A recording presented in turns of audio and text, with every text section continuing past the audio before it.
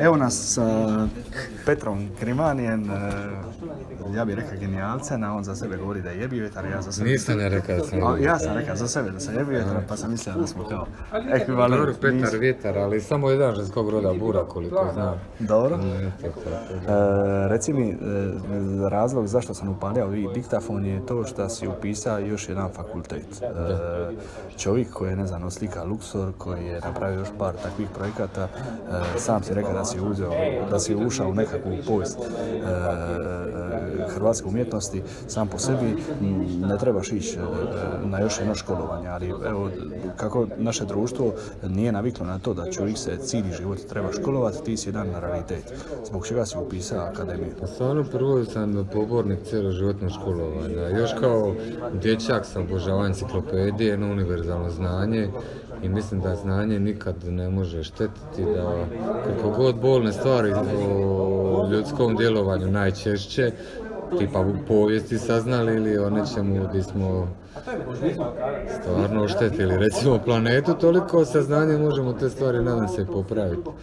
Tako da mislim da, a i doktor Piplović je večeras rekao da je samo dva organa što ih više trošimo bolje rada, to su mozak i još jedan organ. Taj drugi nećemo spominjati. Tako da pobornik sam toga. A reci mi, mislim, sad nećemo raditi reklamu, ali može li se naučiti nešto na fakultetu ovdje gore? Pa ja bih sad rekao jednu stvar vezanu uz izložbe, tu sam bio najčešće involviran. Znači, nekad loša izložba napravi puno više rezultata nego genijalna izložba. Znači, nekad je dobro vidjeti i mane i biti u problemu, ne bi li onda našli neko rješenje za taj problem. A ako je sve savršeno, onda malo otupimo. I u ovom konzumerističkom društvu upravo to uljuljivanje u savršenost diže kriterije koje zapravo ne produciraju nešto kreativno.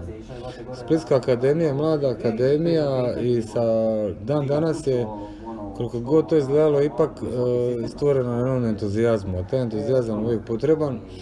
Moj entuzijazam ja izražavam na način da evo, vjerno studiram na drugom, znači da sam napravio magisterij, sad sam na drugom magisteriju. A čaj, ti si redovan student, je tako? Da. Znači ti slušaš predavanje? Prvo sam ja redovan uz plaćanje, pošto drugi magisterij po zakonu Republike Hrvatske ne može biti besplatan. Nažalost, toliko o društvu izvrsnosti, a dobro, mislim, to je kapitalističko društvo, možda do nedavno, ja sam imao čak i odlične ocjene, do prije par godina, pa sam to nažalost saznao tek nakon prijemnog, si zbog odličnih ocjena bio oslobođen plaćanja. Međutim, novi zakon je uveden u kojem je obavezno plaćanje drugog magisterija. I ja bih rekao da mi živimo u društvu specijalizacije i cijela EU se fokusira na jednoj specijalizaciji uskoj da bi tako kao cijeli mehanizam funkcionirao, a taj pogotovo humanistički diskurs i razmišljanje o razmišljanju je skoro pa nepoželjno u mašineriji Nove Europe, kako to vidi recimo nekakav centar moći, ali Europa je vitalna, mislim, uvijek će biti i ostaći, pogotovo Mediteran, mislim da nema intenzivnijeg prostora u Europi koji je stvorio Europu i tako da. Samo da se vratimo na fakultet, znači jednostavno ti da si nauči nekakve nove alate i to, priča si mi prije da... A da, ja sam se našao jednom trenutku radeći na materijalu koji sam snimao od Turske pa do Danske vezano uz migrantsku krizu, da mi je producent Ivan Perić koji sada predaje produkciju na Umasu i montažer Goran Čača koji je sad pročelnik odjela. I ja sam se divio tim ljudima i njihovom entuzijazmu i ljubavi, oni su meni besplatno dolazili raditi u filmu. Ja sam rekao, ja bih volio svojim ljudima živiti, raditi. Malo sam se umorio od tog solo likovnog ego tripa i tog kulta ličnosti i došao sam na prijemni i nisam se žalio. Bravo. A reci mi nekakva bliža budućnost kad završiš ovo, jel se vidiš na fakultetu ili se vidiš na nekim... To ne mogu znati. Ja već vodim neke škole i mimo institucija, još od 90-ih sam počeo raditi nekakve radionice škole. Najveći moj uspjeh kao nekoga koji, ajmo reći, odgaja mlade Splita, je to bilo prošle godine kad su u finalu od 5 ljudi za najboljeg umjetnika ili umjetnicu do 40 godina bili dvoje mojih. I Ana Kuzmanić je dobila prvu nagradu, ja sam plakao od sreće kad sam mene zvao. Nije samo unutar sustava školstva nužno da educiramo druge, educiramo i Mediteran, i na ulici razgovaramo i radimo projekte zajedno. Nešto nevezano, jesi slučajno Pavičića čita knjigu o Jugu? Nisam. Ako nisi... Ali me Pavičić pribacio iz Motovuna s jedne radionice u Splita, nije bilo već. I pitao sam ga, recimo, mogu li dolazi kod njega na njegova predavanja koja su drugi studenti kolege, jako hvala. Genijalac. Tako da, ovo je mala digresija. Nema iskustva njega kao mentora, ali meni mentor bio, koji će mi sad biti kao mentor, Dinko Božanić, obožavao sam Cimera. Dinko, ovo nešto isto digresija, nevezan, Dinko ti je živio u meni. Meni je Dinko... Komižanin, njemu je stari... Znam, ali nevezano ko je njemu stari... Ne mislim ko je stari, nego ono naš, jednostavno Dinko nije mogao drugačije nego kako je. I sad što sam primijetio, neki ljudi koji možda nisu na formalnom nivou unutar filmske umjetnosti ostvarili neko ime ili neke, ne znam, dobro nema Hrvatsko oče tako, ne znam koji je film najgledaniji, ne znam, tipa, kako je počeo rat na mogu, to je neka komedija. Ali ti ljudi se žive film, ja gledam Dinkove studente, ono što on mentorio, to je super radno. Ali dobro, čovjek se škola u Italiji, to je... Pa dobro, ali imamo Veljka Popovića koji je meni glavni mentor, koji ima svjetske rezultate, koji se školovao u Hrvatskoj i koji, tako da, eto, njih dvojicu sam izabrao za mentora za svoj, ajmo reći, magistarski. Nevezano nešto na fakultet, na tvoj radi, to, reci mi, likovna scena i uopće kulturna scena u Splitu, imaš li kakav komentar, šta bi rekao na to? Je li ovo učmalo ili ovaj grad ipak nešto živi? Ja sam bio te scene od svojih stvarno ranih dana. Ja sjećam, moja prva izložba je bila taman kad se priznala Hrvatska. Mi smo slavili priznanje Hrvatske dok se ja postavljao izložbu vam u Zlatnim vratima u Lođi.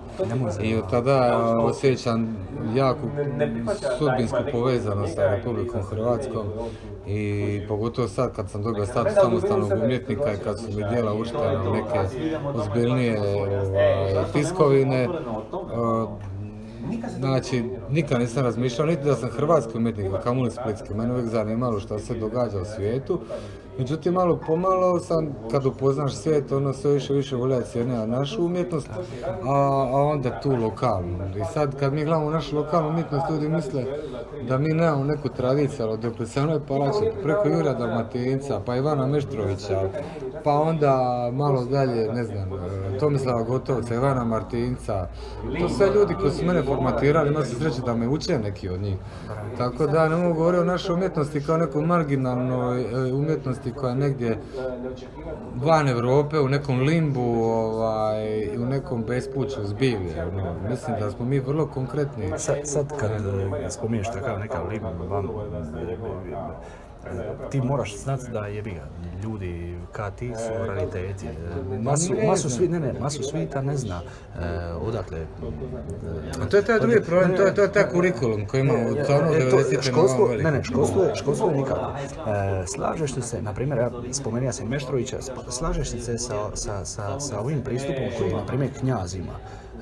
To popularizacija. Jer i to... Ja sam ima prilike upoznat baš kako sam radio na razvoju jednog dugometražnog crtanog filma i to prije ove, znači meni su već ulećali neki poslovi, neki projekti su puno veći i širi od Luxora. Ja sam radio na projektu tipa Priče iz davnine koji je najprogram koga sam koncipirao zajedno sa Bulajama i kasnije sa Helom sam radio na projektu Tesla gdje je ne znam, Marina Abramović sudjeluje, tako da uvijek mi je bilo lakše sudjelovati u tim međunarodnim projektima. Ali nisam tijelo, kad smo spominjali Luxor, nisam tijelo bezvrijediti cijeli tvoj, ne znam, rad ili opus i to, nego kad ideš nešto staviti u medije, jednostavno čovjek kad mu nešto kažeš... Ali Luxor bija provokacija, sam mogu da se na neki način malo i sramim tog Luxora. Nemoj se sramiti. Dozvoli, zato što je to, inače se stropne freske rade pa najmanje godinu, dvije.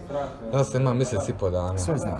I to ostalo nedovršeno i A odmah u startu smo radili tu ideju da to bude provokacija na rubu kića. A ja sam, najdublji motiv mi je bila ti novi bogataši u Splitu koji smo upravo zaposlili i ja sam radio radove po uzoru na lustere koji se tu rade. I sad, jedan od tih ljudi koji je tu s menom radio,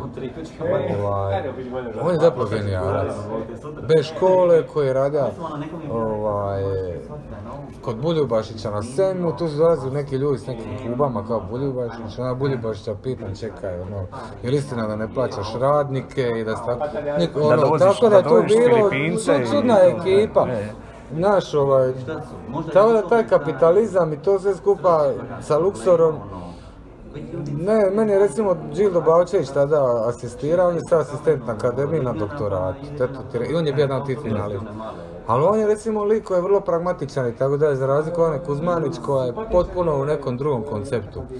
Tako da opet ne mogu ja reći da sam ja njih odgojat, svaki je samo svojan i tako dalje, ali te neke interakcije mene su odgojili, to sada vidim, Tomislav Gotovac i Ivan Martinac i to su meni ogromna imena, ali opet u nekom trenutku se moraš lišiti njihovog utjecaja. Onda veliki utjecaj na mene ima moj prijatelj koji je Doreva Project, taj Vlado Zrnić, ali u konkretnom programu studiranja najviše nesporazuma ima s njime u odnosu šta je to eksperimentalni film i kako se na to gleda. Tako da nikad ne znaš šta je ono kad ti je prijateljstvo i taj utjecaj, a ne znaš i šta je kad dođeš u nekakvu formu strogu. Dotakao si se Gotovca. Reci mi da je on egzistirao u Splitu. Vjeruješ li da bi on završio doli u prizemlje naše bolnice? Ja vjerujem da da. Pa imali smo mi Zlatana Domanića. Zlatan Domanić nije ništa manji od Tomislava Gotovca, ali s obzirom da nije bio u Zagrebu i s obzirom da nije završio likovnu akademiju, no bio kapetan duge plovidbe, on je dobivao nagrade za najbolju izložbu u Hrvatskoj, u Zagrebu. Njega su najeminentniji zagrebački kritičari doživjeli kao veličinu, a on je u jednom periodu pred smrt kupio čikove iz poda. I tako da ono što mi nemamo tu socijalnu, ali isto je završio Gotovac, ne znam, to znaš. Odbačen u domu, tako da ono što me zaboli je to koliko naše veličine, recimo malo Hrvata uopće zna za Vladu Kristla. Jesi ti znaš za Vladu? A to ti je jedan od najvećih umjetnika 20. stoljeća koji je rođen u Hrvatskoj, koji je napravio film General, koji je Tito da spaliti, koji je u Njemačkoj mogao birati gdje će predavati. I završio je kako? Završio je u Njemačkoj, nisi još nikad vratio. Nije završio nas. Samo smo, načeli smo temu kića i nek to bude završetak. Reci mi Fontana, zapravo smo se našli ovdje na predavanju. Doktor Tukić je dobio čak nagradu za nekako životno djelo. Šta bi rekao za Fontanu? Bili je vraća? Kako ne, ja se sjećam kad su se snimalo Velom isto. Pazi, mi u Splitu tako imamo malo javne skulpture. A pogotovo suvremene. A neki su predlagali da se napravi neka suvremena skulptura, što je bilo isto izvrsno. Ali ja sam baš otišao i sad je baš u Banon izloženo. Ja sam, ajmo reći, ako je to kić, da ja volim kić. Postoji neka alternativa što se može staviti uopće tamo? Ja mislim da je to zbog boli koja je nanesena gradu Splitu, pošto je to simbol znači Fontana je sagrađena u čast dolaska pitke vode nakon dugo vremena u Split. Mislim da ona bilo kako da je napravljena zaslužuje da se kontekstualizira povijesno, pa neka je u tom trenutku Split bio kičast grad koji sebi mogao... To isto kada sad počnemo rušiti kičaste oltare iz crkve i reći kažemo da nisu lijepi.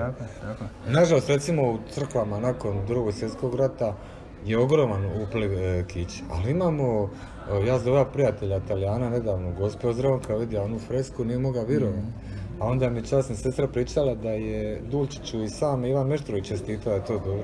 A ogromni su otpori bili na tu suvremenu, ajmo reći, fresku.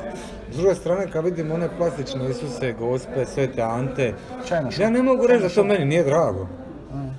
Ali bi isto volio kad bi se, s obzirom da u crkvi, koliko znam, ima dovoljno novca, afirmirao, jer mi nemamo di raditi. Prošlo je to vrijeme. Ne bi se stvorilo. Puno crkve je sagrađeno u Hrvatskoj od 90-ih na ovamo. Ja sam čak, recimo, bio sam primljen u Svetom Jeronimu u Rimu.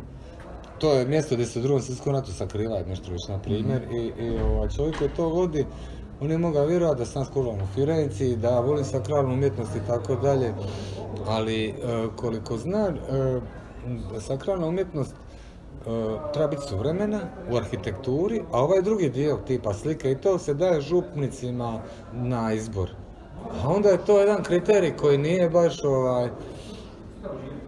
to stvarno ovisi osobama, pa imamo te neke cijele sustave, pa monopole, to se dobro, ja znam moj prijatelja, to se jako dobro plaća, ljudi koji su amateri to rade. Meni je žena sestra, isto je završila akademiju, ona je radila na jedvite jade i to neki, ja mislim, Vrpolj, križni put. Govorim baš kako je to za upast unutra, to je ime i kuku. Da, to je teško je tu.